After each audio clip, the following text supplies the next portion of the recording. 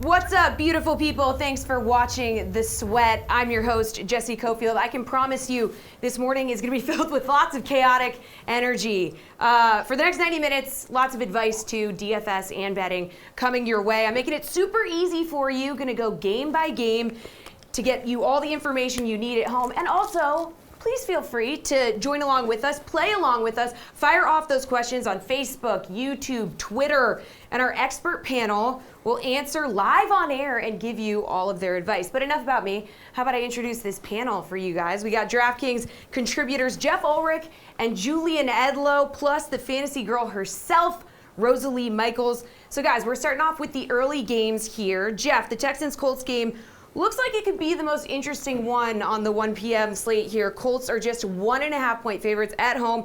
Do you see them winning this game? Yeah, I feel like for a lot of people, Jesse, this game's going to be like the toughest one to call. I mean, these are two pretty close teams. Obviously, the Texans coming off a win over the Chiefs. I think the sentiment on the Texans is pretty high right now. I'm going to lean the Colts, though. I like Frank Reich against the spread better than Bill O'Brien. I like the fact that they're at home. I like the fact T.Y. Hilton has gone off against Houston almost every game they've played. So give me the Colts here. Jules, do you see them winning this game?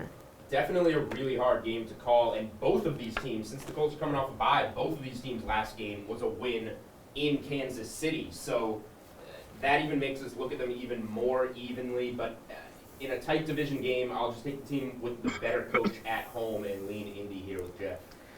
Rosalie, Colts are just 1.5-point favorites at home. Do you see them winning this game? Yeah, I'm agreeing with the guys here. You look at what Jacoby Brissett and T.Y. Hilton were able to do against the Houston Texans in 2017. 3 touchdowns for T.Y. Hilton in that game. And Houston Texans, when they're the underdog, they only win 27% of the time. Meanwhile, when the Colts are favorites, they're at 76%. The Colts at home against the spread, when it's -1.5 for them, they are 4-1-1. So I think the Colts have the edge here. And also, Jesse, I like the color choices today. Okay, yeah, love the color choices. We are totally matching. It's like we just knew, okay? Now, Julian, the over-under for this one, 47 points. Houston has averaged 42 points. Actually, Jeff, we're going to go to you on this one. They've averaged 42 points by themselves over the last 2 games. So are you going to take the over here, Jeff? Yeah, I like the over here more than betting the spread, quite frankly. I mean, these are both two teams that can put up points. Even though the Colts do want to kind of run the ball, I feel like in this spot, you have to give Deshaun Watson at least 20 points in the Texans here. And I do feel like that is kind of their floor going in. So Indianapolis is going to have to put up the points. Like I said, T.Y. Hilton has gone off against this team in the past. The over has hit 6-4 for Indianapolis in the last 10 home games over the last 2 years. So, yeah, I really think this total is a little low. I like the over. Rosalie, do you like the over here? I mean, earlier some of the guys were saying they feel like the over is the easy play, but they like the under. Yeah, it is. I can see it hitting right around here. It just really depends, in my opinion, on how good that Texans get their offense going. They obviously can score the points. Indy has shown they can score the points even with Jacoby Brissett. They're doing pretty well there. Last year in this game, it was 71 points in Indy. So I like the over. I can see it hitting under, but I feel like this is going to be one of our better offensive games this week. So I'm going over on it. Jules, do you want to take the over here? I'm actually going to lean under here. I think it's much tougher to actually call the game, but on the total, and the point total in this game is dropping. So hopefully if you are taking that side, you got it a little bit earlier. But these two teams, they're in the same division. They know each other well. They play each other tough. And they just did a really good job limiting Kansas City's offense, even though Mahomes was banged up. So I'm leaning under here in what I think is going to be a really tight division game. Deshaun Watson is the most expensive quarterback on the slate. Rosalie, are you going to pay $7,000 for this guy? It's an easy yes. You look at Deshaun Watson, he's the number 3 quarterback in DraftKings. He's getting 27.2 fantasy points per game. You got to love that. And then you look at the Colts, the quarterbacks to face them in Patrick Mahomes, Matt Ryan, and Phillip Rivers. They combined for about 25.3 DraftKings points per game. So his floor is pretty low, pretty high. And then Watson, in his 12 career games as an underdog, he's averaged 27.5 DraftKings points. So it looks pretty good.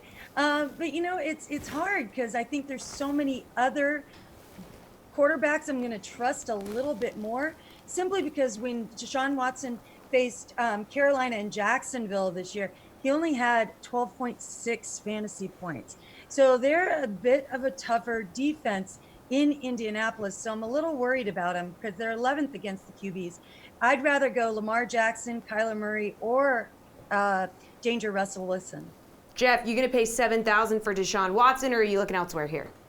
I think Deshaun Watson's a pretty savvy GPP pick. I mean, Rosalie alluded to it. There's pretty much every quarterback above 6K in price this week is in a great spot. So there is definitely a lot of other ways you can go. But Deshaun Watson has the most upside in the league. I think he could be a little bit overlooked because of all these cheaper quarterbacks. So, yeah, I definitely think this is a spot you can heavily consider Deshaun Watson in GPPs just because of those factors.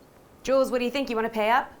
So I agree with everything that you guys have said so far. I think that Watson's a good play, and I also think he'll be low owned. So like Jeff said, he is a good tournament play, but I'm not paying for the most expensive QB on the board when, also to Jeff's point, all the QBs over 6K are in really good spots. So like, we have guys, this game in Atlanta, we have Goff, we have Matt Ryan, both for under 6,500 in really good spots. And I would look there for starters, but then Russell Wilson, Lamar Jackson also, if you just need to save a couple $100 off the top price at 7K, I think also in really good spots going head to head. Jeff, let's move to the battle of the rookie quarterbacks. Daniel Jones's Giants are 4-point favorites over the Cardinals. Do you think the G-men should be favored here? You know, I kind of do. I'm going to go against consensus here. I feel like the Giants are a little bit better team than the Cardinals. I mean, Arizona is getting Patrick Peterson back, but this is a team that's in a lot of trouble in the red zone. And I think people are just coming off their win against Atlanta, which Atlanta is just a terrible team. And, the Giants obviously held up pretty well against the Patriots. They're getting two of their stud players back, which is the real factor here. So, yeah, I do think the Giants at home, I would favor them. I feel like the spread. I feel like the Giants can cover the spread today is what I'm trying to say. Jules, do you agree the Giants can cover the spread today? Jeff got around to his point, and I agree with the point that he came to. I think the Giants are going to cover these 3 points. People are overvaluing, I think, the Cardinals just a little bit because of Patrick Peterson being back. He's probably going to be rusty in his first game. And because they're coming off a win over a team that's perceived to be decent in the Falcons, and the Falcons just absolutely stink. And the Giants are getting all their weapons back coming off of that loss in New England where they just didn't have any bodies to throw the ball to. And they've had a long week to prepare for this home game. So I'm on the Giants side here. Rosalie, these guys are on the Giants side. Where do you sit on this one? I think you know where I sit on this Your one. boys. I sit where I'm at in Arizona. You know what? Yeah, you know what? Giants are getting their weapons back. But we are also getting Patrick Peterson back here in Arizona. So it's going to be a little bit of a different look there. Saquon, obviously, you can't stop Saquon. It's going to be difficult. And the Giants can put up points against inferior defenses, like 32 points versus Tampa Bay, 24 versus Washington. The problem is, other than the 3 points the defense gave up to Washington, their defense has been terrible. And this new Cardinals air raid offense is going to be great against that Giants defense. They've given up at least 28 points to everyone else this year. So I look for big Cardinals points. I think the Cardinals win this outright. All right, DK Sportsbook is expecting a pretty high scoring affair. 50 is the point total in this one. Julian, do you like the over or the under here? I mean, Rosalie just made a pretty good argument for the over in her argument for the Cardinals. I do think that the weaknesses of both of these teams is clearly on the defensive side. And we've got 2 rookie quarterbacks that are not shy to air it out. I think that this one is... I feel more confident in the Giants side, I would say, than I feel in playing the total. But I would lean with the over here just because of what we've seen both of these offenses do against bad defenses, and that leaves both of them in really good spots in this game. Rosalie, you're talking about that air raid offense, so are you taking the over in this one? Yeah, I'm taking the over as well. Unless something crazy happens to the Giants to where they just can't score, I see the Cardinals absolutely being able to score. But the Giants, again, to the guys' points earlier, they have lots of great offensive weapons. And Daniel Jones, when he goes against the inferior defenses, knows how to use those weapons. We saw what he did with Golden Tate last week in his first week with him. So, yeah, I think it goes over 50 points. It's going to be a shootout. It's going to be fun to watch. Jeff, over or under 50? Yeah, I think there's a really good chance one of these teams gets to 30 points, and I don't feel like the defenses are good enough to limit the other team to like under 20. So I'm definitely leaning over here, regardless of which team wins this game. Rosalie, every Giants fan is freaking out because Saquon Barkley will be back. He's 8,900. Are you going to put him in your lineup fresh off of missing 3 games? It's hard to go against Saquon at any time, especially when he's facing an inferior defense. I mean, the last time we saw Saquon, he posted 25.5 DK fantasy points against a really good Bills defense. And prior to that, it was 20.9 versus the Cowboys. So, he's got the highest ceiling for me of anyone. So it's definitely easy to pay up for him. You could see him having 3 touchdowns this week versus Arizona. He's gonna go off. He's ready to rock. The Cards focus more so, especially on Engram in the end zone, because they have that weakness for the tight ends where they allow them to score so many points. I think Barkley could steal some of those touchdowns. The chalk's going to be on Cook, Fournette, and Latavius Murray, so I'd pay up for him this week. Jeff, you want to pay up for this guy? People might be a little nervous because he's missed 3 games in a row. Yeah, I'm not too nervous. This is just like, I don't even know why you wouldn't want to pay up for Saquon in this spot. Fastest paced team in the league, going up against the Arizona Cardinals. Not the best run defense. It's not terrible. It's actually probably the strength of defense, but it's certainly not something Saquon Barkley can't overcome. He's going to be involved in almost every snap, even coming off the injury. I even think he might be a little bit underowned because, as Rosalie alluded, everyone's going to play Fournette and Cooks. So, yeah, give me all the Saquon this week for sure. Jules, these guys think it's a no-brainer, 8,900 for Saquon Barkley. Are you interested? I am. I'll just say that I don't think we can trust him as a cash play when you have guys like Fournette for $7K, Chris Carson for $6,500, guys that are getting all the touches out of their backfield and are pretty much locks unless the game script goes really bad to get 25 or more touches. At the same time, I mean, I said I like the Giants -3. I said I like the over, so why wouldn't you like Saquon Barkley coming back in this spot? And kind of for all the points Jeff made for Deshaun Watson as the most expensive QB on the board, to be a little bit underowned and be a good tournament play, I feel all the same ways about Saquon Barkley, who should have no problem easing back into things against the Cardinals. Got to pick up the pace on this question. The Bills are 17-point favorites when they host the Dolphins. Point total just 40.5. Jeff, could you see Buffalo covering and the point total staying under? Yeah, absolutely. That's pretty much how I see this game working out, 27-7 or something like that. Give me the Bills in the under in this game. I absolutely think that's going to happen. You can't back Miami at this point. Yeah, Jules, do you agree? Yes, kind of, but at the same time, when you just use the numbers historically here, teams that are 17-point favorites with a 40-point total don't cover. So I'll say, for some reason, one of them does not hit. There's never been a team like the Dolphins in history. This is true, Jeff. This is why I'm nervous. Rosalie, where are you going? No, I agree with Julian. I can see the under, but 17-point favorites, just not going to do it. The Patriots were like 17.5-point favorites over the Dolphins. So I think the Bills easily win this, but I don't see a 17-point spread on it. Real quick, Jules, the Bills DST is the most expensive on the slate, 4,300. Are you going to pay up at defense this week? No, only because being able to get defenses for under $2,000 now is like a game changer. You got to save money there. What about you, Rosalie? Yeah, it's going to be hard. There's going to be a lot of chalk, I think, on that particular defense. I like Jacksonville versus Cincy for a little bit less money. It's not under the 2K Julian was talking about, but Cincy's O-line is terrible, giving up a lot of sacks, and they lost another O-lineman to suspension. So I'd like Jacksonville. Jeff? Yeah, same with Julian. There's just too many other playables under 3K, and even the cheap ones like the Colts with 2K has some interest rate. So no on me. No on Bills defense. All right, guys, we'll look at some of the later games on the slate coming up right after Brendan Glasheen delivers an odds boost.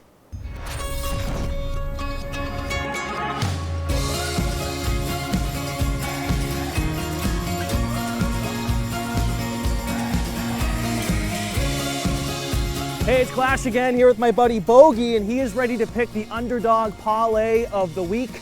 these are the options that are going to have boosted odds. Our first parlay option is the Raiders, who take on the Packers, combined with the Chargers. They clash with the Titans. The second parlay is the Ravens, who visit the Seahawks, paired with the Saints. They battle the Bears. And the third option is the Eagles, who'll square off with the Cowboys, parlayed with the Jets, who host the Patriots on Monday night. All right, Bogey, go make a pick. Go win people some money.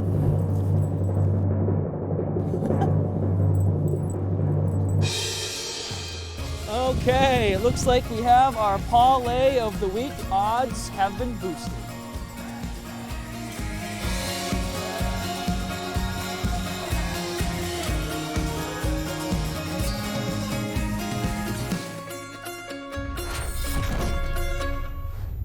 It's time to hit the books. Don't panic. You don't have to do any homework. This is when we give you an inside look at what's going down at DraftKings sportsbooks around the nation. We got a three-person panel this morning, but let's start with Johnny Avello, Director of Race and Sportsbook here at DraftKings. So first, let's talk about the new odds boost we gave to the Raiders and Chargers parlay. It was plus 547. Now it's plus 650. I mean, Johnny, we were so close to this hitting last week. Do you see this pairing getting action since we've been so close recently? Yes and no. That's one of those are two of the games this week that are grabbing, I would say, moderate action. The real action's coming in on three teams, road teams, that are going against opponents that are 2-16. That's the Jags against Cincinnati, 3.5 to 4.5. 49ers up from 9.5 to 10, and the Rams up from 3 to 4. That's where the big money is this week. Johnny, what else has been going on out in Vegas this week? Well, the one game I could tell you that's grabbed the most action, we took a $300,000 bet on the Jags at Cincinnati. That's a pretty good-sized bet. That drove that line up. Some other stuff going on is that we have an odds boost or parlay that got pumped up. That was Garoppolo, Rodgers, Watson, and Brissett, all to throw at least 2 touchdowns. That's happening across our network. The odds on that are 12 to 1. The players are loving it. Thanks, Johnny. Let's whip around to Hal Tendler, DraftKings Sportsbook Manager at Resorts in Atlantic City. Hal, what have you been seeing this morning? Well, we're seeing a lot of money lines on the Eagles, plus 130 money line. And the big parlay we had was New England money line with the 49ers money line, laying 2 to 1 on that one. Good stuff. All right, now let's go on over to Andy Crone, who is the sportsbook supervisor at Wild Rose Resorts in Emmitsburg. I mean, what have you been seeing this morning, Andy?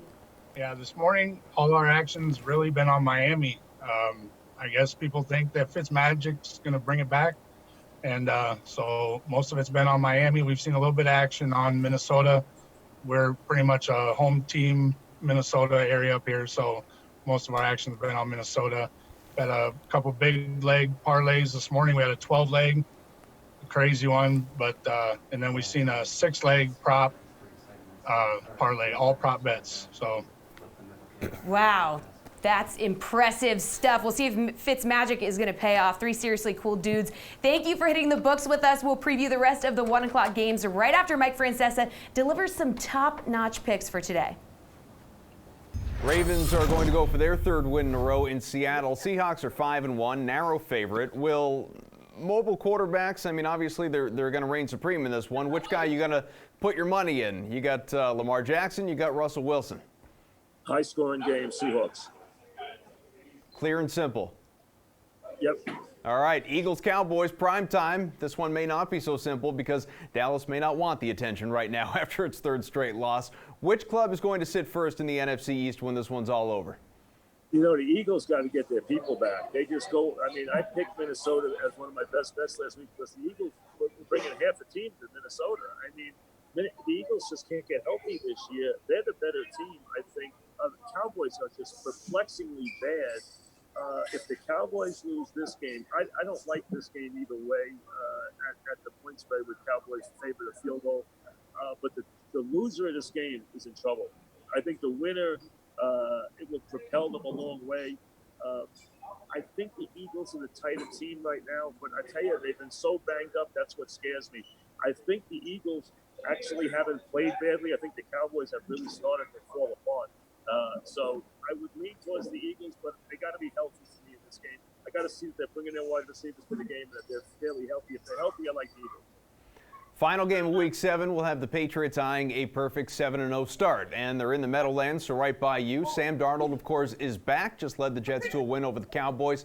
Do you see any upset potential here as well? I'm going to give you an if here.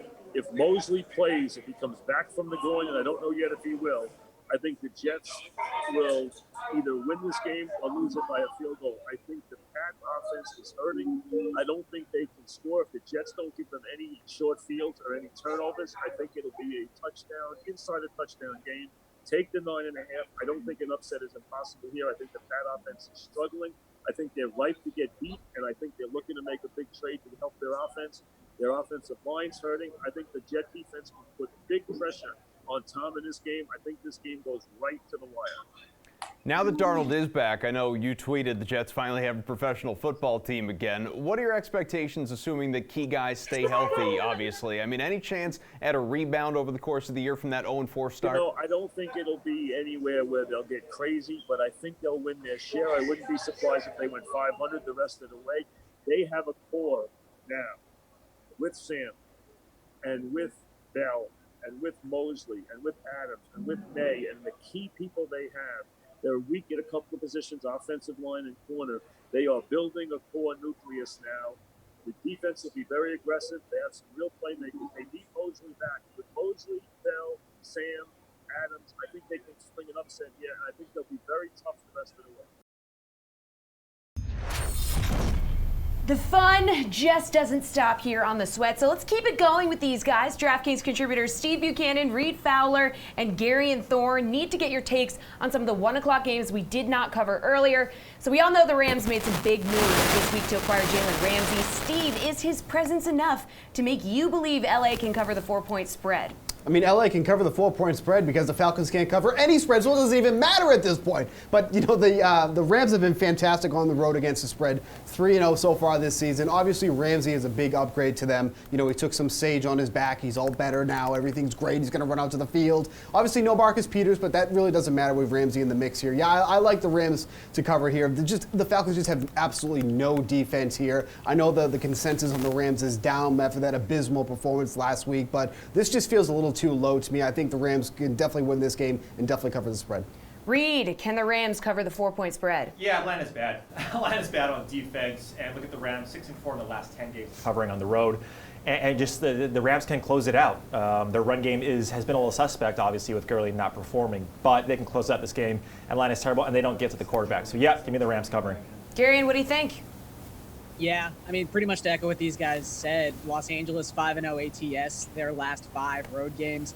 Atlanta's 0-4 against the spread, their last 4 games overall. And really, the Falcons are kind of a godsend for this Rams offense that has not been able to generate much of a running game so far this season. You don't need to run the football against the Falcons. They will let you pass all over them.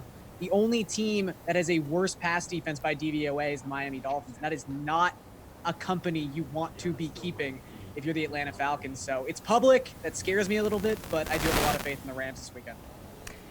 All right, Steve, the highest over-under of the day comes in this game. Do you see it going over 54 points? I think it's going to be really close, you know, but there's just so many offense on both sides that you do like this game going over. Like, you know, I was talking about how I like the Rams to win this game and to cover here. I do think it's going to end up being a close game, but you just look at the offense on both sides, you know, Cooper Kupp, Julio Jones, Calvin Ridley. Like, there's so many individual matchups that you like in this game that it would be really surprising to see this game go under. I know the total is very high, but I think there's just so many dynamic players in this game that helps to push the over. Gary, and where are you going on this one? Yeah, the combination of 2 dynamic offenses and 2 really underwhelming defenses, I think, gets this number there. I mean, the Falcons are squarely inside the top 10 in the league in points generated per drive. The Rams are just outside the top 10 at 11th overall. And not to keep harping on this, the Falcons defense is really, really similar to the Dolphins defense point, but only 2 defenses in the NFL have allowed over 3 points per opponent drive so far this season. And it is Miami and it is Atlanta. They have just been unable to stop anybody. So until that happens, I'm going to keep pounding the over. Reed, do you want the over? Yeah, losing Keanu Neal is bad, right? One player can really affect that defense, and it's him. They've been bad across the entire secondary. They've been hurt. The defense, front seven, Vic Beasley's on the trading block. Yeah, absolutely. Over. Couple of high-caliber wideouts in this one. Gary, and who would you rather roster in DFS? Julio Jones for $8,000 or Cooper Kupp for $7,400? I think it's got to be Kupp, and this really doesn't have anything to do with Jalen Ramsey, if that's what's scaring people away from Julio Jones. I'm not in any way saying Julio Jones is in a bad spot. Kupp is just in such a fantastic matchup. Atlanta's allowed the most fantasy points per game to opponents' slot receivers in PPR settings, 29.7 PPR points per game. That's almost an insane number, so much so I thought it was a misprint at one point. And Kupp, it's not just matchup, it's opportunity. From a volume share standpoint, the only receiver on this slate who has a higher team target share than Cooper Kupp is Michael Thomas at 29%, where Cooper Kupp is at 27%. So there's really statistically nothing that says Cooper Kupp is going to have a bad game. Steve, where are you going in this one?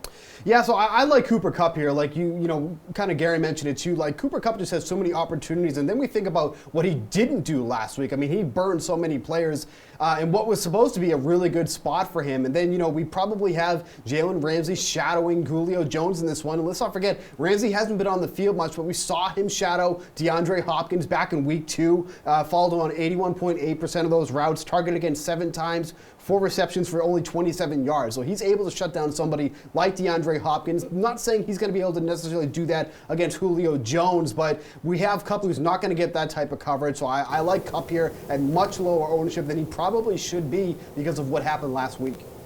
Reed, Julio Jones or Cooper Kupp, who are you going with? I mean, Julio Jones is, even with Ramsey there, I think he's in a decent spot. Ramsey is an upgrade, but you got to look at what these guys have said about Kupp. Like 60 of 83 targets have been caught when facing up against the Falcons, and it's an average of 14 yards per reception. So it's Kupp across the middle. That's who Goff likes. It's a comfortable, it's just a comfortable position for Goff to be in. So give me Kupp. Moving on to Jalen Ramsey's former team, the Jags are 4.5-point road favorites over the Bengals. Steve, do you think they cover?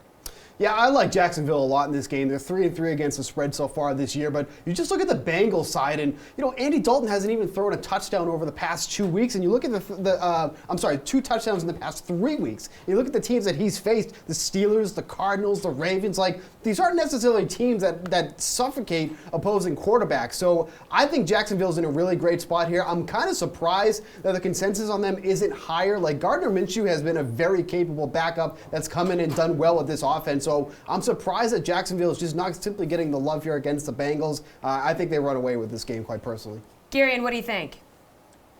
Yeah, I mean, again, this is probably going to be the most popular 2-game parlay of the week, and it makes me nervous, but I'm having a really hard time finding a reason to have any faith in the Bengals. They're down Carlos Dunlap. They're down 3 of their 5 offensive linemen of an offensive line that wasn't good to begin with.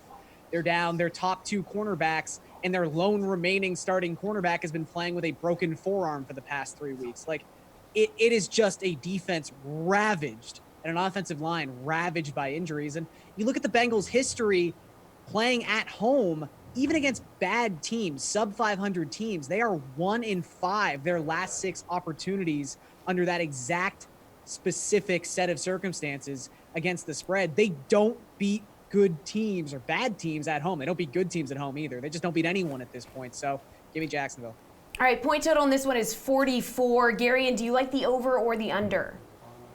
I like the under here. I think there's the potential for Jacksonville to score a lot of points in this game, but I do think we're only going to get one team scoring more than 20 points in this contest. I mean, you just look at some of the negatives for these offenses, specifically those offensive lines. I mean, Andy Dalton has the 3rd highest sack rate in the entirety of the NFL coming into this game. We talked about the offensive line issues the Bengals have had, but even Gardner Minshew, that Jacksonville offensive line has also been terrible. Coming into week 7, he has been the most hurried quarterback in his conference, and he didn't even start week 1.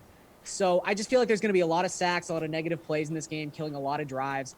ugly offense. So I don't think we get over this number. Steve, point total is 44. Do you like the over or the under in this one? Yeah, I'm going to go the under on this one as well. Both teams 3-3 and hitting the over on their game total so far this season. But yeah, kind of like what Garen is saying, like I think there's a lot of opportunities for turnovers in this game, kind of killing all these drives here. I think it's going to be close. I think this game could come close to that total. If it started to fall a little bit more, I wouldn't feel that great about taking the under in this game. But again, I just don't see where the Andy Dalton's going to get this offense going. I know the Jaguars defense is not what they were last season, but they're still a capable defense against what's really been a below average quarterback so far this year. So I'm going to take the under on this one. Reed, where are you going on this point total? Yeah, same with that. I mean, you just look at this defense and you look at how the offense wants to run in Jacksonville. Fournette's going to have a smash game. So yeah, give me the under. All right, Gardner Minshew and his magic mustache had their worst game of the season last week against the Saints. Garion, will he have a bounce-back game and be a good play for 5,400? I mean, I think he could have a bounce-back game, and I think he can be like a viable season-long quarterback if you're in like a 14-man league. Like I think he throws 2 touchdowns. And the fact that we're this crazy about DJ Chark has to speak to Gardner Minshew having some value on this slate, but there's just so many good quarterbacks. I mean, not just above 6K, but only slightly above 6K that I just don't have a lot of interest in playing Minshew, who I think is a higher floor quarterback than a higher ceiling quarterback on this particular slate. I'd rather just play Chark on an island. If you want to get some exposure to Westbrook, now that we know he's playing, that's fine too. But I'd rather play the receivers on an island and create some sort of game stack with Gardner Minshew. Steve, 5,400 for Minshew. Do you think he's going to be a good play? I think he's a great tournament play. Like you look at what fantasy points allowed, the Bengals have the 6th highest mark in that league, and they give up a ton of rushing yards. And we don't really think that Minshew is, this mobile quarterback, but we've seen him rush for 42 yards against Carolina, 56 against the Texans. So it's not like he doesn't actually try and do so. He took 6 attempts, 7 attempts in those games. So I'm not using him to rely on his legs, but he does have the capabilities against a defense that, quite frankly, struggles against opposing quarterbacks. So I don't think he's that crazy of a play. I like him much more in tournaments than cash, but yeah, I think he's totally in play today. Reed, 5,400 for Gardner Minshew. Do you like it? Yeah, the only thing that stops him is if Fournette just takes this game over, which he could possibly do. And look, their number 3 cornerback in Cincinnati is playing with a fractured forearm, and then that's all you need to know. So yeah, I think he's a good tournament play. The 49ers are the biggest road favorites of the day. 9.5-point spread when they take on Washington. Will San Fran cover here, Steve? Yeah, I mean, I think this is still too low. Like, I'm shocked that it's only at 9.5. Like, we talk about elite defenses in the league. The 49ers, in terms of fantasy points allowed, are right in the same company as the New England Patriots. We all talk about how great that defense is. The 49ers are right there. They're 4-1 against the spread this year. The Redskins, as you imagine, 1-5. I don't think they would even come close to covering this. The 49ers should absolutely unload on this team. I don't think it's going to be much of a game at all. So, yeah, this is absolutely the Niners covering this one. Reed, no problem for San Fran to cover here? Yeah, there's no scenario you think Washington could cover, really, right? Like the backdoor cover is not really there. Steve mentioned it, 4-1 against the spread, even 4-1 against home teams with a losing record over their last 5 in that scenario. So yeah, give me the Niners. Garion, what do you think? Yeah, I can understand why all the elements of a trap game are here. This is obviously a massive home underdog. There's some west to east with the 49ers coming to Washington, but Washington 0-5 ATS their last 5 home games. It's just a bad team. I don't care where they're playing. They can play on the moon. They're bad. Like they barely beat the Dolphins, and there's a reasonable degree of doubt that the Dolphins tried to throw that game at the end. So there's no reason to respect Washington. I honestly feel like the only way they don't cover this game, that being the 49ers, is they just are able to run the ball at will so much that they just keep the ball for one long 60-minute drive and score a touchdown at the end of it, because Washington cannot stop this rushing attack. Washington and Miami, that was an interesting game. George Kittle is the most expensive tight end this week at $6,700. Is he going to be worth it, though, Reed? Yeah, I mean, look, he's getting overlooked a lot when you talk about this. I mean, you have a lot of these top tight ends soaking up a ton, and he's not one of them, which is weird. If you want to go down, Hunter Henry clearly is the biggest return on investment at his price tag. But yeah, I mean, I don't think it's bad play because of his ownership. What do we think here, Steve? Yeah, exactly what Reed said. His ownership is going to be extremely low because everybody's looking at Evan Ingram, Darren Waller, Hunter Henry. There's so many ways you can pay down at tight end, but we have an elite receiver with George Kittle coming off a monster game last week. His ownership is going to be way too low for the type of player he is. All right, guys, we have time for some viewer questions here. Going on over to YouTube. Steve, David Montgomery or Allen Robinson? I actually like Allen Robinson a lot this week. I think he's a really sneaky play, especially in tournaments. Garion, do you want to go with Jacoby Brissett or Kirk Cousins? I would go with Brissett, actually. I mean, we're all so crazy about T.Y. Hilton, and I understand there's some value playing him on an island, but how about the guy throwing him the football? The Houston Texans, for the last year and a half, have not been able to stop any decent quarterback. They're always a good matchup. Reed, Josh Allen or Dak Prescott? Ooh, this is a good one. I like Josh Allen. I mean, anytime you get to go against Miami. All right, last one here. Steve, pick one for flex. McLaurin, Boyd, Fuller, or Allen Robinson? I would go Fuller here. He's in one of the highest projected scoring games here, and the opportunities are there. If it wasn't for those drops last week, he would have had another huge game last week. All right, guys, we're working our way up to the 4 o'clock game. Send in any and every fantasy or sports betting question you have. Facebook, YouTube, and Twitter. We're up and running, ready to answer. And right now, here's Nick Eatman of DallasCowboys.com. Eagles with a leaky secondary, really. Dak Prescott, he also has Michael Gallup at his disposal. How good is this spot for the wideout to have a big week? Well, he put the loss on himself last week. Gallup did. I thought that was a little harsh, but he did not play well. They needed him to step up and be a big-time player in that game against the Jets. He didn't. He dropped some passes and didn't really have a strong game. And so with or without Cooper, obviously it's easier with them, but they need a better performance for Michael Gallup for sure. Unlike the pass defense, Philly does have a strong run D. Second best in the league, in fact. I don't think a starting running back has even hit 50 yards at this point in the year. So what's that mean for Ezekiel Elliott this week? Well, I think that they're good, but another reason that they've been good is because their pass defense has been so bad. And so that's what I kind of wonder if the Cowboys are going to be, kind of flip the script a little bit, or do they stay true to form and kind of run their way into the game plan. But this might be one where you might pass a little bit to open it up. They're committed to running the ball. They sometimes to a fault. So I do expect a lot of carries for Zeke, maybe a little bit more screen pass. If I remember correctly, that game last year in Philadelphia, Zeke went crazy in that game and he caught a touchdown. He ran for a touchdown. So I think that they got to find ways to get him the ball. And also expect Tony Pollard, though, to get some action, too. There's been a lot of talk about him not being as effective as they've wanted. So either way, the running backs will probably be very active this week. So with all those injuries and guys banged up, as you acknowledged, how's Dallas feeling about the defense going into this one? Because this definitely is not your typical Cowboys D that's forcing takeaways, getting the offense into short fields. It hasn't been the same. It hasn't. It has not been the same. I think it starts really with their linebackers. I think Jalen Smith, Leighton Vander Esch, everyone was expecting those two guys to really just take that next level, be the most dynamic duo of linebackers in the league, and that has not been the case. They have not been making as many plays up front. You can say that maybe the defensive tackle spots have not been as good, and usually when that happens, those guys can run around and make plays. The pass rush hasn't been consistent. DeMarcus Lawrence hasn't been making as many. And they're getting beat on some longer plays that, like last week, 92 yards. That's been their MO, to not give up plays like that. So that's the problem. It's defensive line, linebackers, and secondary. When all three of those aren't doing well, your defense isn't going to be good. Welcome back to DraftKings is The Sweat. I'm Jessie Coffield. Let's punch up our panel. DraftKings contributors Julian Edlow, Steve Buchanan, and the fantasy girl, Rosalie Michaels.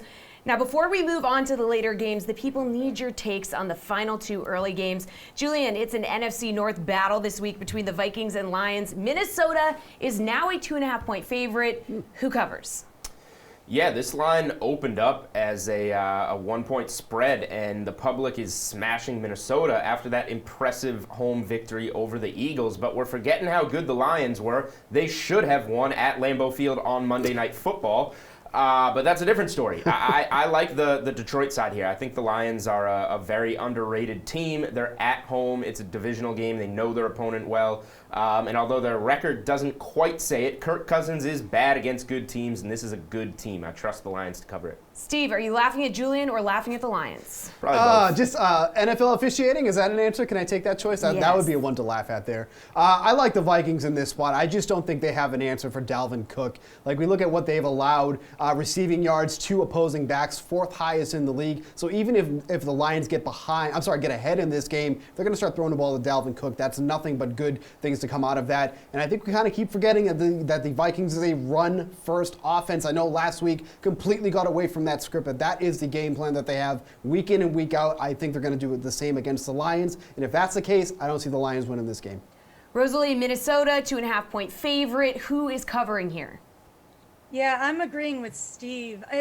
It's just Detroit has been playing really good football. They really have. Problem is they don't know how to score points at home. They're averaging about 16.8 points at home, and they're giving up almost 24 points at home. Minnesota is going to be able to do that. I agree with Steve. I think we're going to see a healthy dose of Dalvin Cook here. He's going to be able to run all over Detroit, score a couple of touchdowns. So I like Minnesota. I think it's more like 5 that they can win by, 5-7.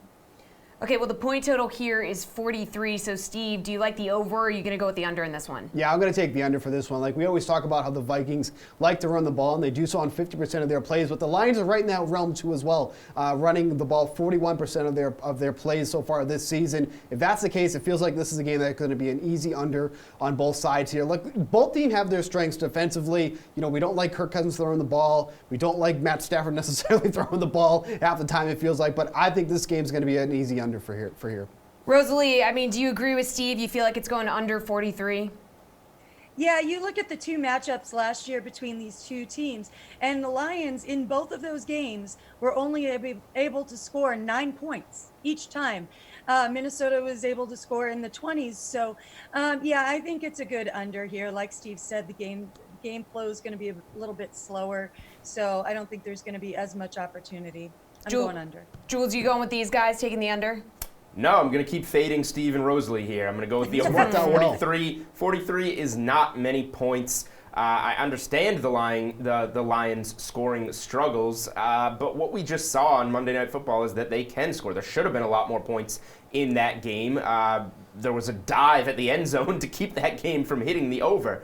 I just feel like 43 is a low number. We're kind of like all in on, the Vikings are going to go back to running the ball, and they are, and I think Dalvin Cook will have a good game, but after that big game last week, it feels like Minnesota should say, hey, we have something here in the passing game. Why don't we balance this offense out a little bit more?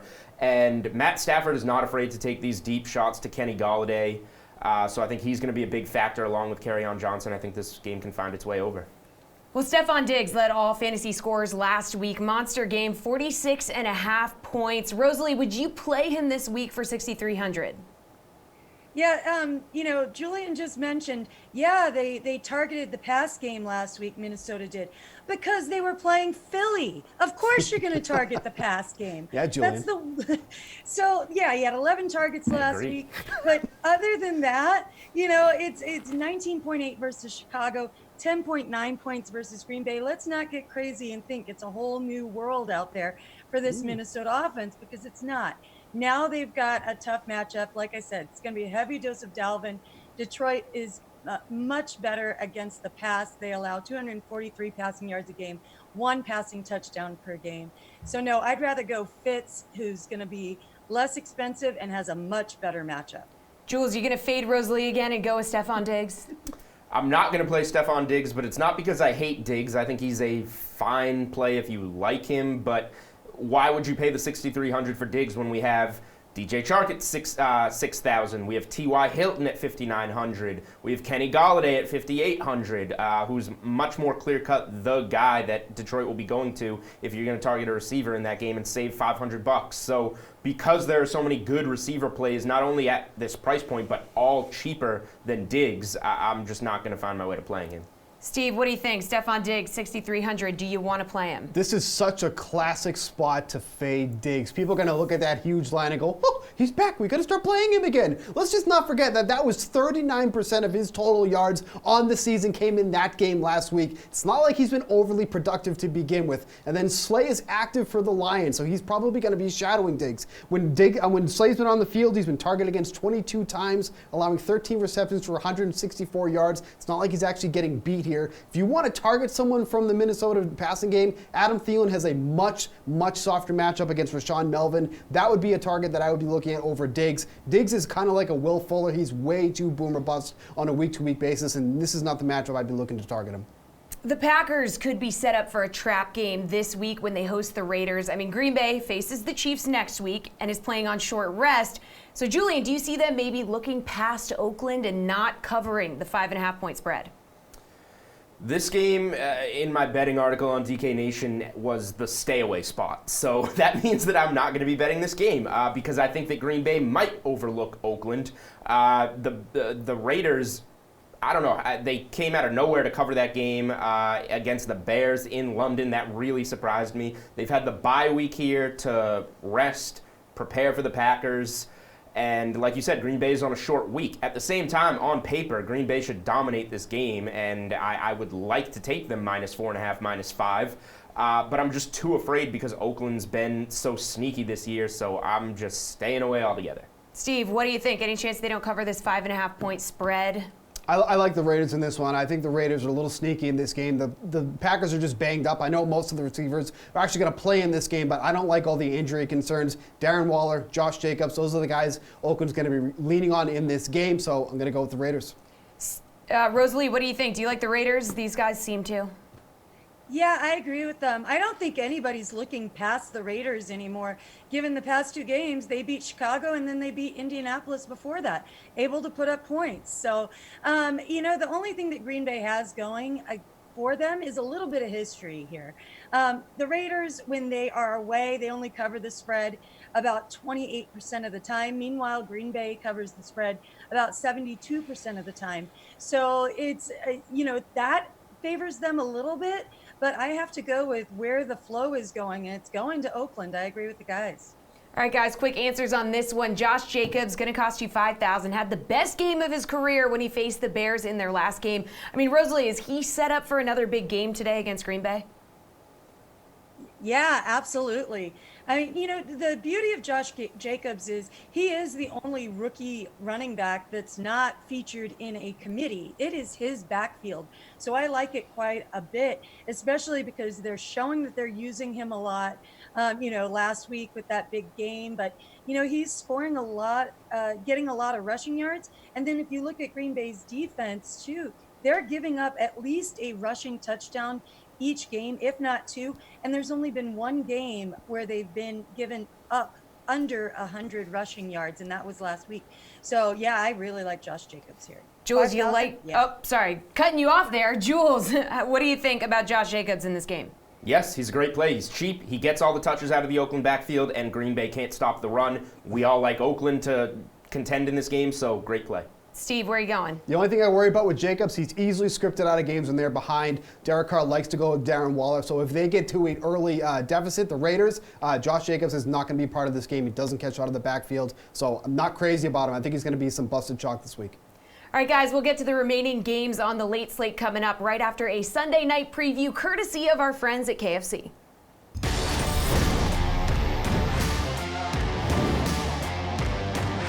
First place in the NFC East on the line when the Cowboys and Eagles square off. Adam Kaufman, Steve Buchanan, Reed Fowler. This week's Sunday Night Showdown, as always, presented by KFC. Boys, pressure, of course, is on Dallas, looking to end the skid at home against the Birds here. And Bukes, hopefully we won't see any foul play.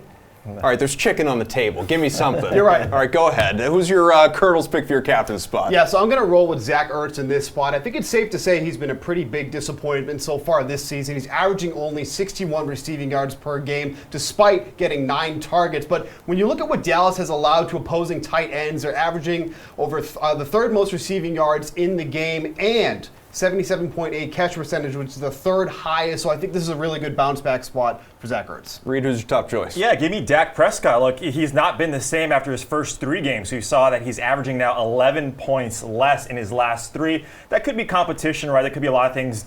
Zeke isn't really running the ball that well. But look, you get a secondary in the Eagles, one of the worst, right, in the NFL. 9th best for opposing quarterbacks. Give me Dak. Who else do you have on your winning rooster? Oh, here we go. It's Gallup. It's Gallup. I mean, there's a lot of injuries in Dallas, and Gallup should get that wide receiver 1 spot. Talk about that secondary. They give up a ton of production to those edge receivers. Not so much in the slot, but on the edge. And Gallup is going to absolutely eat there. That secondary, really bad. They're number 1 for opposing wide receivers, and most fantasy points given up. Yeah, I'm going to go with Jordan Howard in this spot. When you think about using the Eagles running backs, it's usually tough to pick one out, but I like Howard here. He's still averaging 11 targets per game, and he's getting all the goal line carries, 44% amongst the team. In comparison, Miles Sanders is second, getting over 27, so at least Howard is the guy there when they need to punch one in, so I'm going to go with Jordan Howard. Okay, fellas, always fun. That's going to do it for the latest edition of the Sunday Night Series presented by KFC. Try the new KFC wings. These right here today with your choice of buffalo, honey barbecue, or Nashville hot sauces. I know, sounds good. It's finger licking good.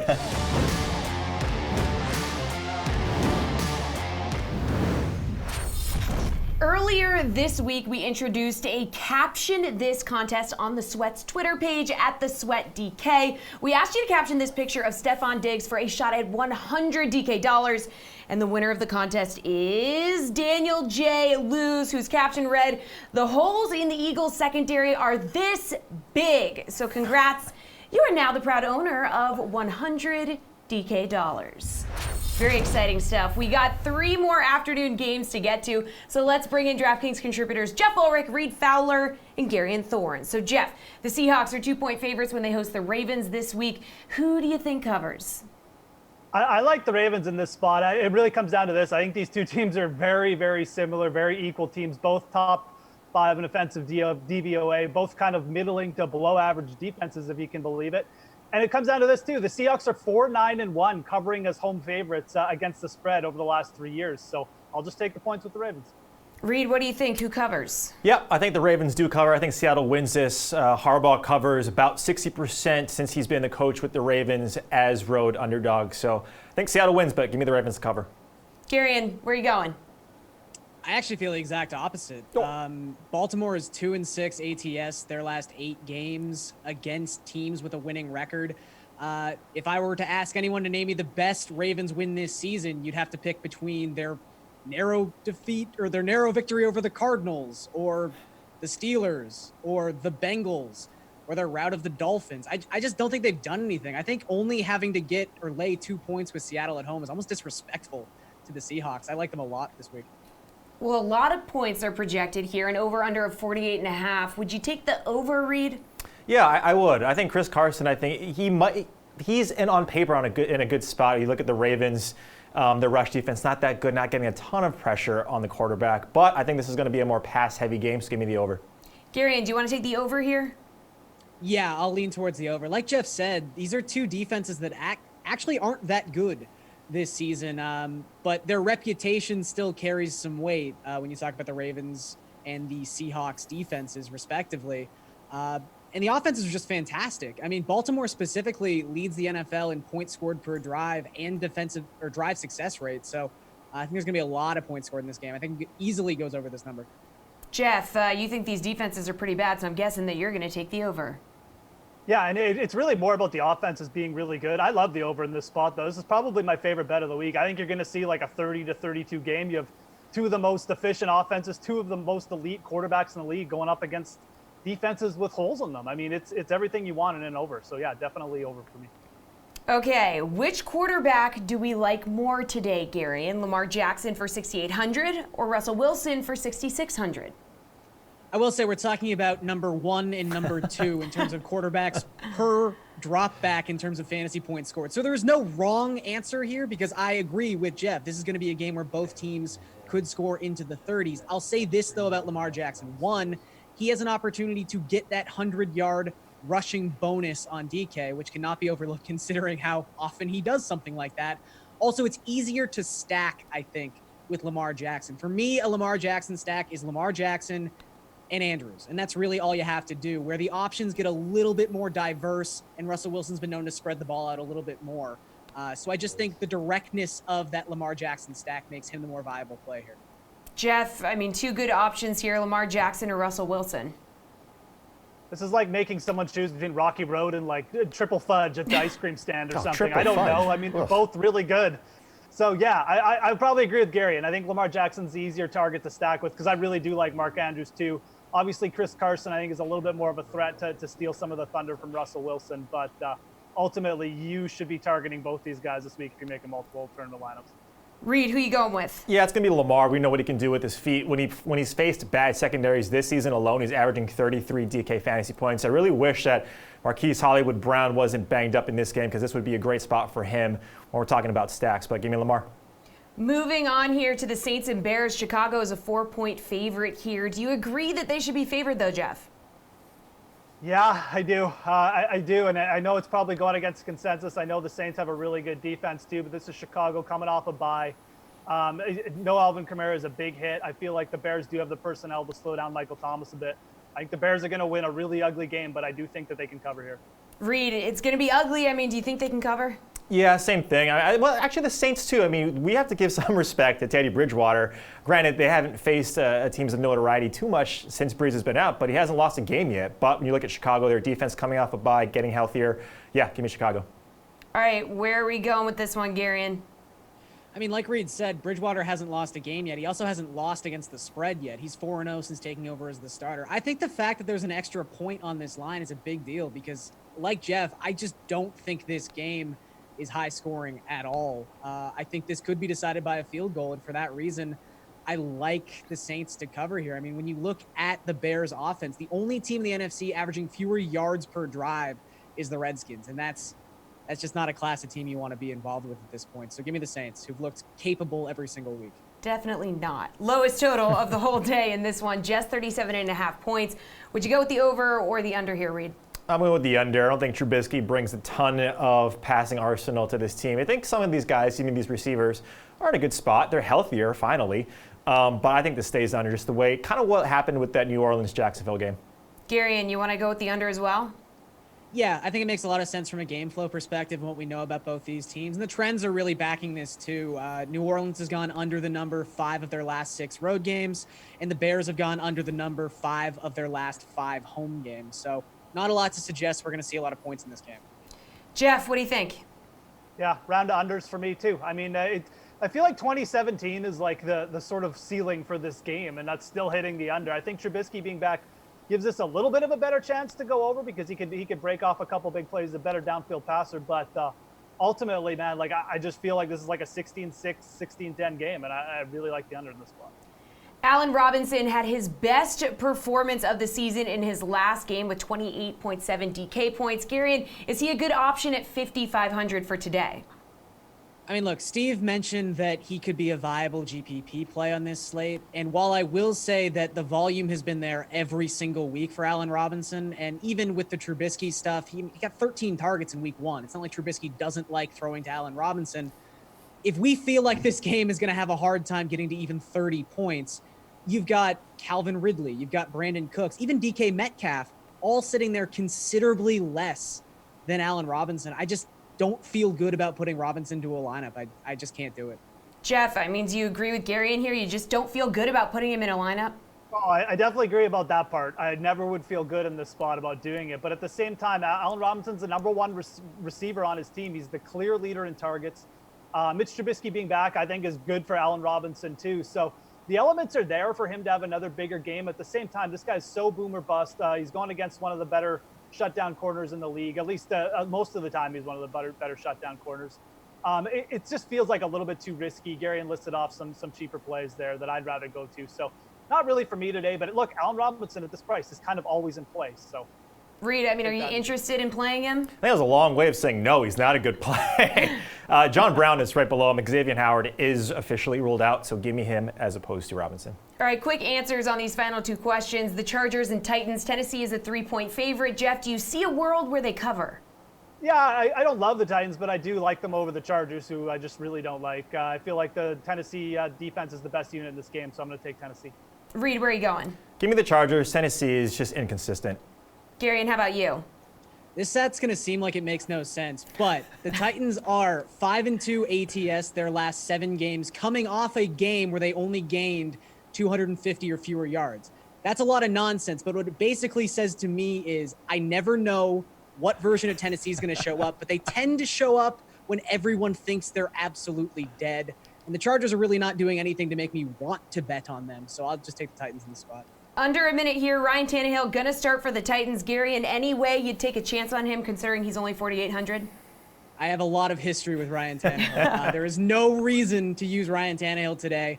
Only 2 quarterbacks have gone over 200 yards against the Chargers so far this season. Only 1 has gone over 250. Tannehill is a check down master. And also that offensive line for Tennessee is awful. Worst adjusted sack rate in football, so no. Jeff.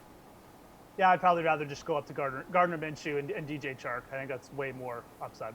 Reed, what do you think? Ditto with Jeff. All right, fair enough. That was very quick, Reed. All right, for all of you guys watching on News 12 Plus in the New York area, it's time for us to say goodbye. Thank you for tuning in. We'll see you guys back here again at 11:30 next Sunday morning. And if you really like us, you can keep watching The Sweat on the DraftKings Facebook, YouTube, and Twitter pages. So be sure to tune in there if you're interested in staying with us. We've reached week 7 in the NFL season, so time for another Levitan's Leverage with Adam Levitan. I'm Adam Kaufman. Levy, last week, Adam Thielen found the end zone for you. OBJ and George Kittle, they each cleared 100 yards. How you feeling this week? Yeah, stay hot. This is my best segment. This is the only place I get everything right. Well, so everybody needs to watch it week in and week out. Make some money. Let's start at QB. Daniel Jones, home to host the Cardinals, hopefully with some weapons back, obviously. He is 6,100. Really has not been good, though, the last few games. 3 touchdowns to 6 interceptions. So where's your faith coming from? Yeah, I mean, obviously it's a concern that Patrick Peterson is going to be back for the Arizona Cardinals. That said, this is a team that ranks 28th in yards per play allowed, plays the fastest pace in the entire league, and Daniel Jones is getting weapons back, as you mentioned. Saquon Barkley, Evan Ingram expected back. We could see Sterling Shepard back. I think Darius Slayton has shown signs of being good players. So yeah, Daniel Jones has not looked good in some very difficult matchups. He didn't look good when they didn't really need him against the Redskins, but this is the spot for him to get right. Okay, so Jones is pretty inexpensive. People can also save money, though, on Bills receiver John Brown. He's just 5,500 versus the Dolphins. He's produced double-digit fantasy points basically every single week. Do you really like Brown, though, or are you just looking for some action against Miami? Oh, for sure. I mean, Josh Allen is by far the higher equity play. I think that John Brown is going to be his favorite target, though. Note that they traded Zay Jones during their bye week, and yeah, they'll replace him with somebody like Duke Williams or Robert Foster or Isaiah McKenzie or something like that. But I think that the more likely scenario is that more targets get pushed towards Cole Beasley and Dawson Knox, and most importantly, John Brown, who is just such a good deep ball receiver. And Josh Allen loves to throw the ball deep so much. And this Dolphins team is just, I mean, you can't beat the Redskins. You can't beat anybody. Let's do one more. That's Leonard Fournette, 7K in Cincy. The Bengals' run defense is as bad as you'll find, really. His salary has not been higher this year, but the good thing is usage is up too. So you just thinking he'll explode? What do you anticipate? Yeah, I think outside of Christian McCaffrey, I mean, no one is being used in as fantasy-friendly of a manner as Leonard Fournette. He's used in the pass game in a big way. He's used in the run game in a big way, and he plays almost 100% of the snaps. Now he gets to play the Bengals. I'm shocked that he's not more expensive. I know inefficiency has been an issue for Leonard Fournette at times, but man, you give me 20 to 25 touches against the Bengals for 7,000. I think it's going to be really hard for Leonard Fournette to fail here. I think what we've learned is Adam Levitan's just like the rest of us. He is a man who loves attacking bad defenses. Levy, thank you very much.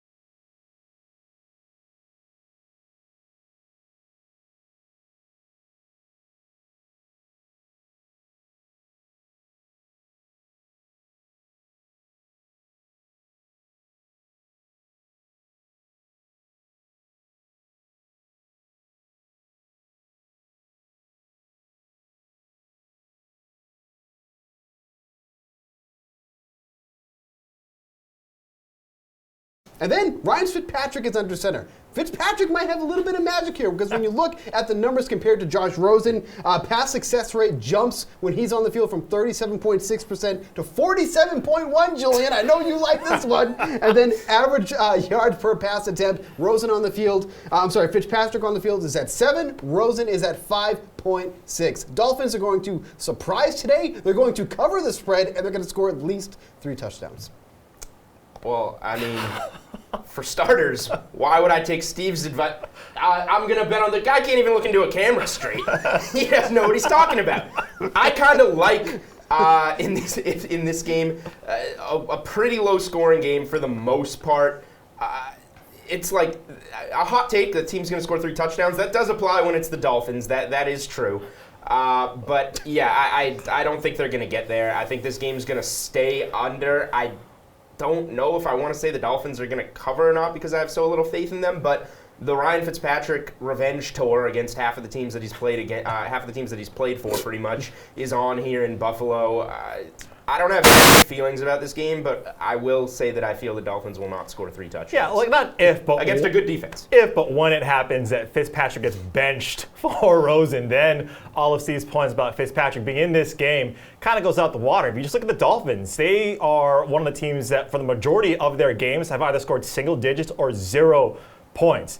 And look at Zero's not good. Zero's not good. Not good, Bob. You look not great. Not great, Bob. But if you look at what the Bills have been able to do, or Josh Allen, with all of those turnovers, it happened against Patriots. Like 90% of his turnovers happened against the Patriots. I get it. He probably has 2 or 3 bad decisions per game, which can account for a touchdown.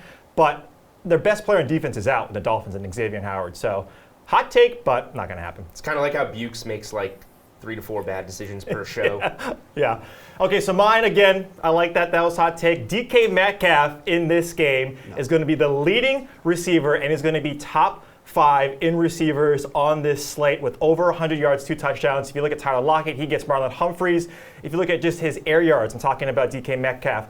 He leads and he's beating out Tyler Lockett here. If you just look at Marcus Peters, I don't necessarily think he's going to do too much. And if you just look at DK Metcalf in 3 of his last 4 games, he's had a reception of over 40 yards, 1 for 50 yards. He is the red zone target without Steve's boy Will Dissly in this game. So give me DK Metcalf as one of the top receivers on this slate.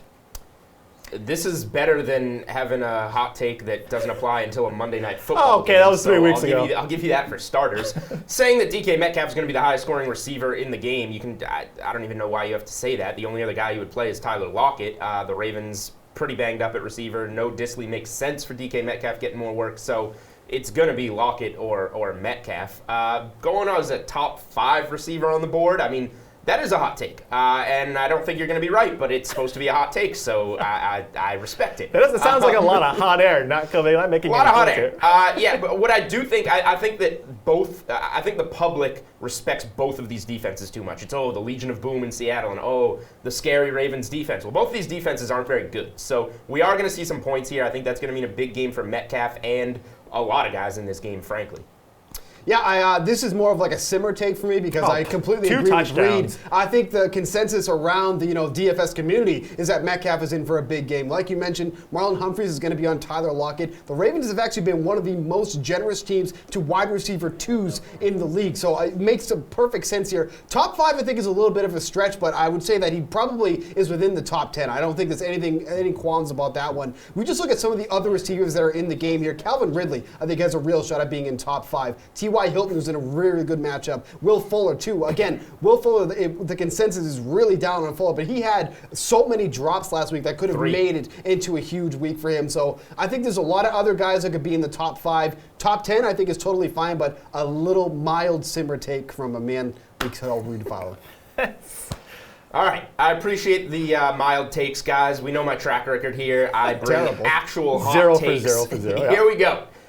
Philadelphia Eagles are going to march into Dallas on Sunday Night Football. They're going to beat the Cowboys by double digits. It's not even going to be close. And then Jason Garrett is going to get canned in the morning because he sucks. He is such a bad coach. He just stands there clapping while his team does nothing to win. His team does not respect him. There's no reason that Jason Garrett should be the head coach of the Cowboys. And tonight, his team is going to give them a reason to get rid of him because they are going to get smoked by the Eagles, who are going to pass all over them, run all over them, and put Dak Prescott on the ground for a majority of this game. And they're also going to shut down Ezekiel Elliott. What was it, 16 carries for 41 rushing yards for Dalvin Cook last week.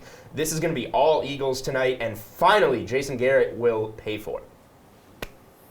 Slow clap for Julian. Slow clap. A guy that says that I gave a wrong take on a Monday night just doesn't give us any DFS or slate type picks for this. He says I just gave Eagles money line plus 135. Okay, so it's a you won't DK even have to sports sweat book. Oh, got it. Okay, look, I like Philly. This is talk about simmer take. I like Philly to take this division. No one has taken the reins of this division.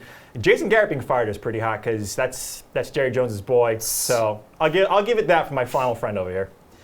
Look, Amari Cooper being active is the difference maker for me. We talked about it earlier in the show here. There's just a yards per pass attempt when Cooper's on the field, over 10.1 when he's on, 6.6 when they're off. Like, this is not a game where Ezekiel Elliott's going to be running ham. Like, the Eagles' run defense has been absolutely stellar. They're right in the mix with guys like, the Patriots, the 49ers are right in that realm. So I don't know if they're going to blow it off here. Jason Garrett should be fired. He should have been fired last week, the week before. He's absolutely lost the team. How many teams can you go out there, go to shake some hands, and everyone's just like, dude, you got to go. Like, he's totally lost the team This here. is kind of just everything I want to happen. I will be betting Eagles money line, and I hate Jason Garrett, and I want him to be fired tomorrow. So these are just all things I want, and I just bundled it into a hot take and threw it out there. We would all like for that to happen, and we'd all like to see Jessie again on the screen. So, Jessie, it's I you. mean, of course, obviously. So here, I am back, and those were some seriously hot takes, but let's talk about some people who are not going to be hot today, some people we might want to be fading. So let's bring in DraftKings contributor Jeff Ulrich and the fantasy girl Rosalie Michaels. So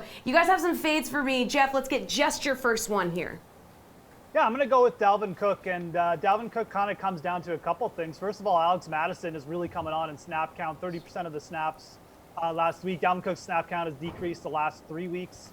That's worrisome, and you just look at around the players that he's priced around is really what it comes down to. I'm totally fine paying up for Saquon Barkley this week. Not afraid of the injury.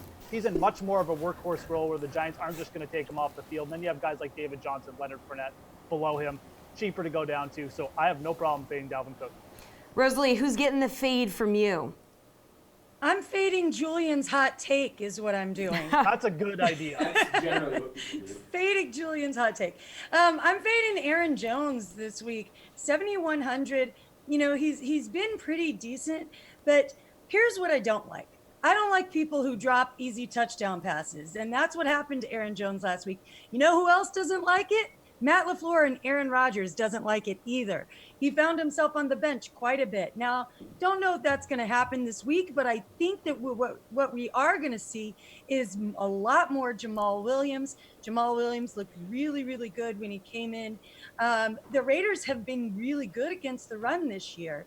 Other than that one game against the Vikings where Dalvin Cook just annihilated them for over 200 yards and multiple touchdowns, they've kept the rushing yards under 100 yards per game and have only allowed one total touchdown on the ground. So I'm fading Aaron Jones. Absolutely nobody likes a wide receiver who drops easy touchdowns. Come on. All right, Jeff, who's your second fade going to be? Hey, it sounds like Rosalie and I might be on the same page today for a bit. I like Jamal Williams too. And I like going to Jamal Williams off my second fade, who's Josh Jacobs of the Oakland Raiders. I like Green Bay. Green Bay is a top 10 team in offensive and defensive DVOA. And I know the Raiders are getting a little heat here, but like Josh Jacobs is basically a one-dimensional back. He can get game flowed out of situations. We've seen it in the past. The Raiders will go to Jalen Richard if they get behind, and Josh Jacobs hasn't seen more than 3 targets in a game. So you look at that, Jamal Williams, an excellent receiver out of the backfield, gaining more trust with that excellent performance last week. And you also have other players around this range. I mean, you could even take a shot with Darrell Henderson. You could go up to Latavius Murray, Kerryon Johnson. I don't feel a need to take a risk with Josh Jacobs this week. Rosalie, who's the other guy who's going to be getting the fade from you? Well, I hate saying this because I really like him and I like the way that he plays, but it's Terry McLaurin. You know, he gets a lot of hype and he gets a lot of targets, which is good, but I just can't trust that Washington offense. You know, he had a great game last week against Miami, but of course he did. You know, it's Miami. But still, Redskins just barely won that game against the worst team in the league. And they were without their best cornerback, Xavier Howard.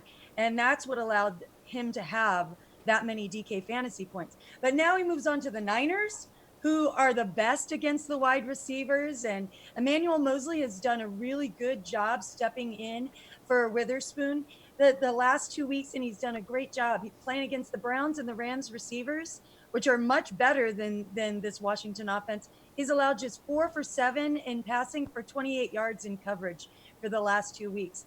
So I'm fading Terry McLaurin because we see when he goes up against a really good defense like New England, he only scored 8.1 points. You could get Larry for the same price or TY for less. Excellent work, you guys. We're going to find out who's a lock to make it rain next after Pat Mayo dishes out some sleeper picks.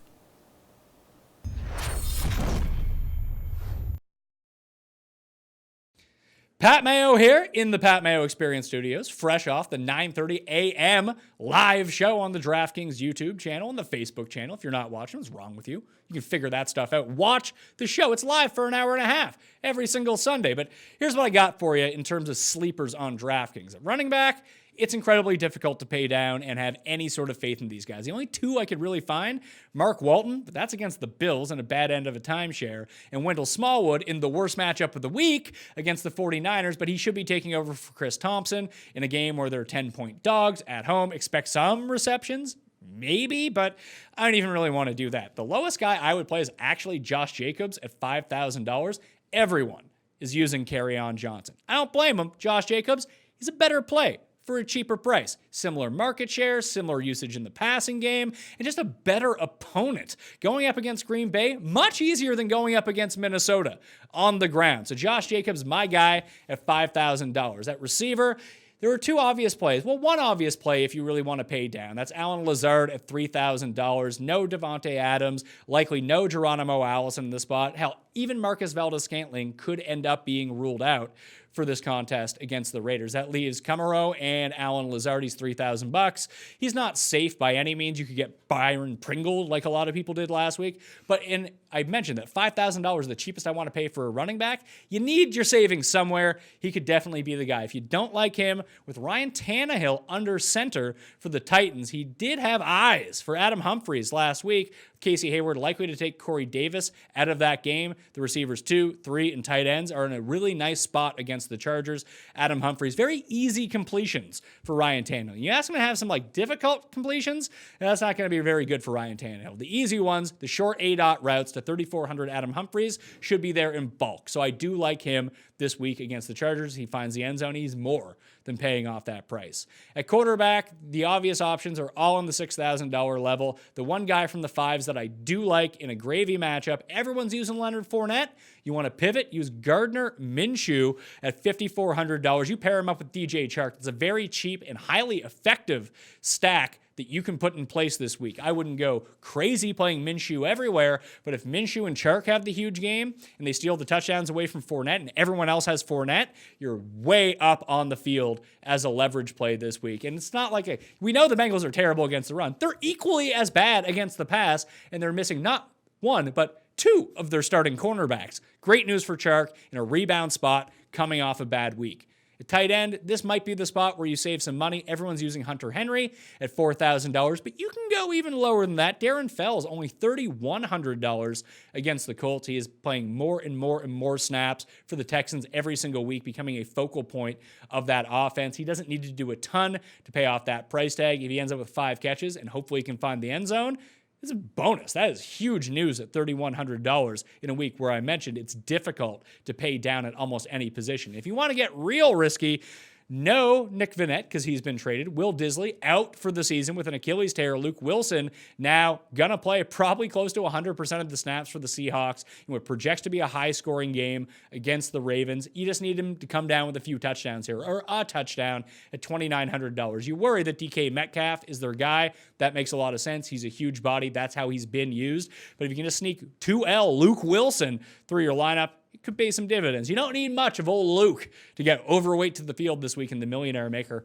And at defense, it's Bills, it's Colts. That's who everyone's using. I highly endorse those along with the Saints. But if you want to get real tricky, the Dolphins are $1,500. It's not great because their defense is putrid and everyone's using Josh Allen, but Josh Allen has a history of turning the ball over at really any time during the game. Fumbles, sacks, pick sixes. Doesn't mean Josh Allen's not going to be a good play. He's going to be a great play. But all he needs to do is throw one untimely pick six, and all of a sudden, you're looking at the Dolphins at $1,500 scoring double-digit points, and yeah, you can take that. That's fine. They don't need to score 40 points. At their price point, they can hit 9, 10, 11, 12 DK points this weekend. That flexibility, that $1,500 in your lineup gives you, you can more than make that back at all of the other positions. Anyway, that's it for me. Pat Mayo at the PME, Twitter and Instagram. Always available here to chat with you, just like I am every single day on the DraftKings YouTube channel and the DK Live app.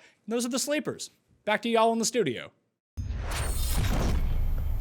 Final block of the show here. It has been a wild ride, you guys. Absolutely crazy. Bringing the house down with me is Julian Edlow, Reed Fowler, Steve Buchanan, Jeff Ulrich, and Rosalie Michaels, a.k.a. the Fantasy Girl. So it's time to make it rain. This is where you give us your DFS play that is absolutely going to make it rain cash today.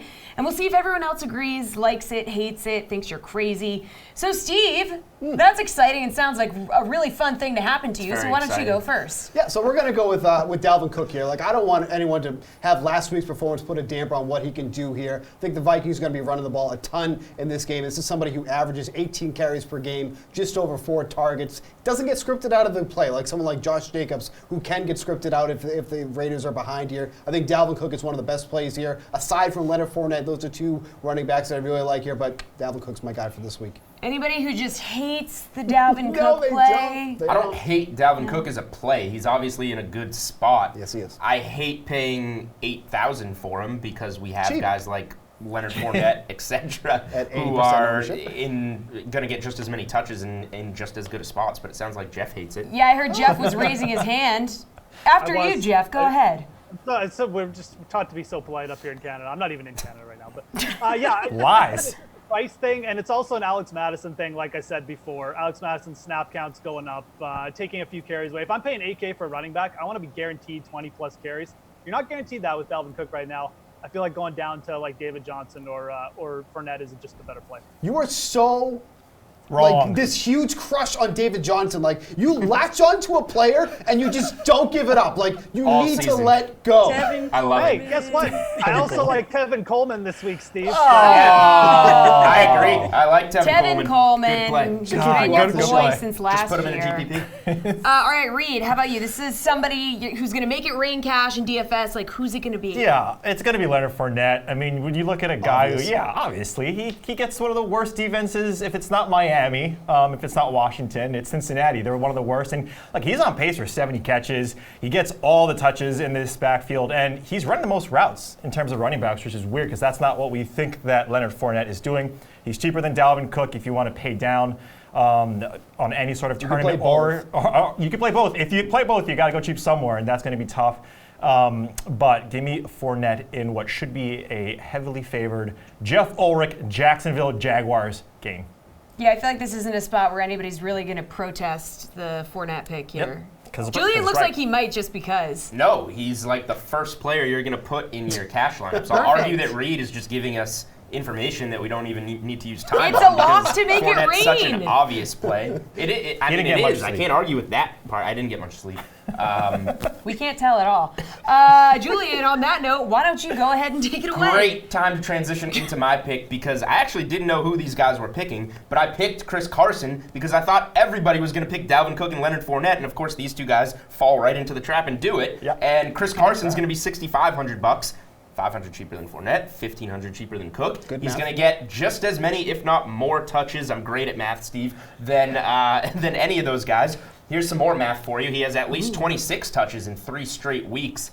That's a nice floor to have. And he's at home and favored against Baltimore. I think Chris Carson's just as good of a play, salaries aside, as Fournette and Cook. The only thing that scares me a little bit is Jeff's boy, Rashad Penny, is active again. And look, he's been hurt. He's got those soft tissue. I know you don't care. That's why you like Chris Carson. No. But at the same time, it's like he could get, those touches for a guy who's been getting so much for the last few weeks, that could eat into it a little bit. I obviously like the pass game a little bit more.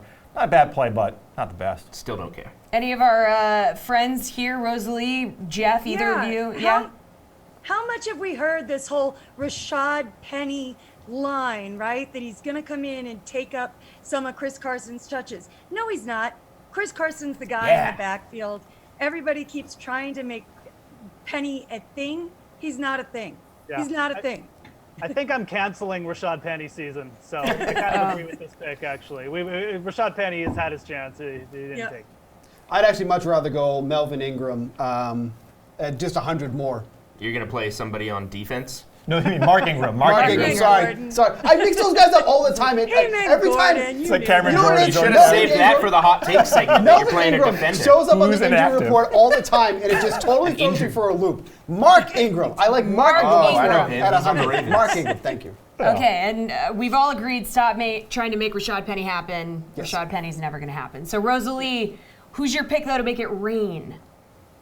I'm going a little homer here, people. I'm sorry. But I'm going with the #1 draft choice overall this year, Kyler Murray. He's not had a breakout game yet. This is where it happens. The opportunity is just too great. Not only is he running the ball a lot, now he goes up against a New York Giants team that let Tom Brady score 2 rushing touchdowns last week. Tom Brady. So, yeah, give me all the Kyler Murray. You know, the air raid, he's #4 with 238 pass attempts. 238. So they're throwing the ball a lot. He's using his legs a lot.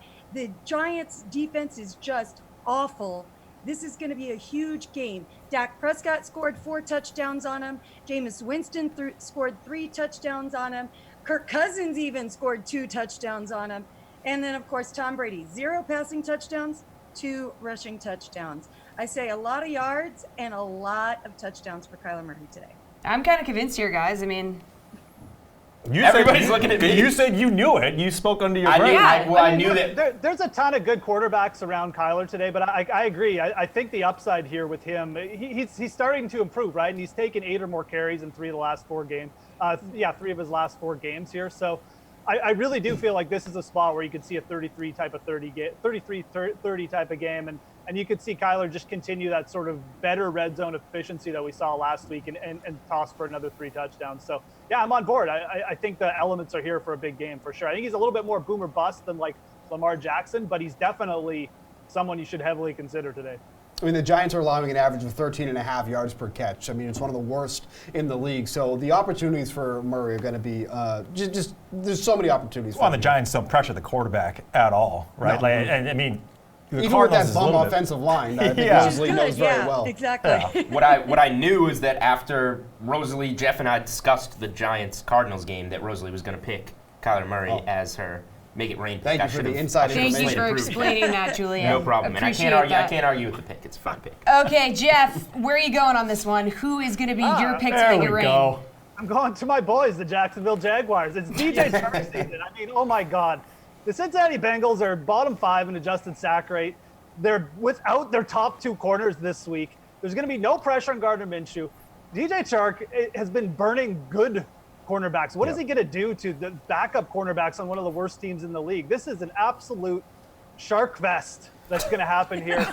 Look, he might only get 5 targets and he might go for 120 yards and 2 touchdowns. If I was a Leonard Fournette owner, that's the only thing that scares me today is that Chark just catches like 3 long touchdowns and Fournette doesn't get in the end zone. I do think both guys are viable, but man, this is a real upside spot for DJ Chark.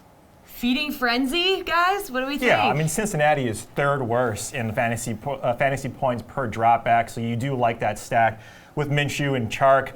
A lot of people are talking about D.D. Westbrook as a GPP. Just be safe. If you're playing cash, go with Chark. He's been amazing. All right. Go ahead, Steve. Quite honestly, I think, especially in tournaments, stacking Minshew, Fournette, and Chark, you'll probably soak up all the touchdown equity in that game. Yep, absolutely. On the Jaguars side. Chalk, but cash. Are you okay with playing? He said in tournaments. Oh. I don't listen. Is there anything wrong with that? I know. I generally don't listen to Bukes, but I did hear what he said there. I think it's fine. I mean, Chark and Fournette are going to be in my cash lineup. Oh, good. Glad we know that. I don't think I'll play him in tournaments. Okay, how about we answer some of these viewer questions that are coming in here? Jules. Yeah. Oakland wide receiver Davis or Adam Humphries?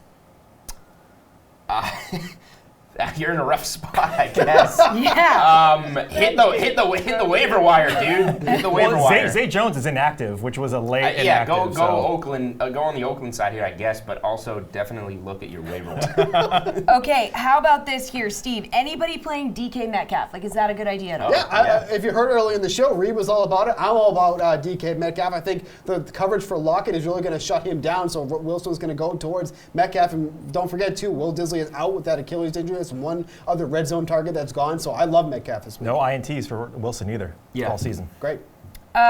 Reed, Montgomery or Eckler? Ooh. I mean, Eckler that's a tough spot for Eckler. I would have to go. Both are in really tough spots, but I'll go with Montgomery. Ooh. If it's PPR, you go Eckler. Yeah. Let's go Rosalie on this one. Half-point PPR flex, Hunter Henry or James White? Oh, you got to go Hunter Henry. The one weakness that Tennessee has is at the tight end position. And we saw what Hunter Henry did last week in his first week back. Phillip Rivers is very happy to have that man back. Go Hunter. Jeff, please pick two, Calvin Ridley, Mike Williams, or Terry McLaurin, full PPR. The last two, Mike Williams and Mclaren. Okay, all right. Why McLaren? Yeah. Don't ask questions. Catches a touchdown every week. Okay, well, that's a good enough answer. Not this week. Yeah, thank you, Rosalie. Julian, I'm scared to play Barkley. Am I wrong? You should definitely play Barkley, especially in season long. Don't be scared. All right, so don't be scared. Just do it. That's all we got for you guys today. This is The Sweat from all of us to you. Thanks for tuning in.